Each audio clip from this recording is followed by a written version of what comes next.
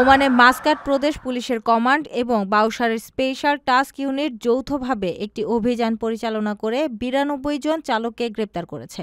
গ্রেপ্তারকৃতরা বাউসারের বালিয়াড়িতে গাড়ির ধোঁয়া বের হওয়া পাইপ থেকে অতিরিক্ত আওয়াজ সৃষ্টি করে জনশান্তি ভঙ্গ করছিলেন। অভিযানের সময় ১১টি যানবাহন ট্রাফিক নিরাপত্তা বিধি লঙ্ঘনের কারণে জব্দ করা হয়েছে।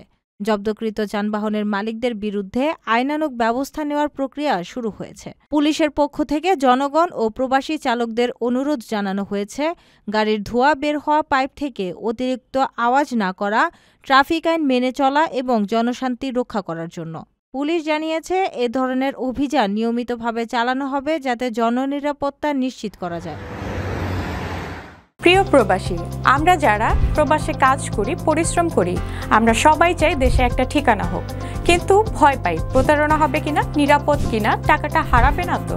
আজ আমি এমন একটা প্রজেক্ট সম্পর্কে বলবো যেটা এই ভয়টা দূর করে দিয়েছে। তার নাম প্রবাসীর সিটি লিমিটেড। প্রবাসীর সিটি বাংলাদেশের প্রথম স্মার্ট শেয়ার ভিত্তিক রিয়েল এস্টেট প্রজেক্ট।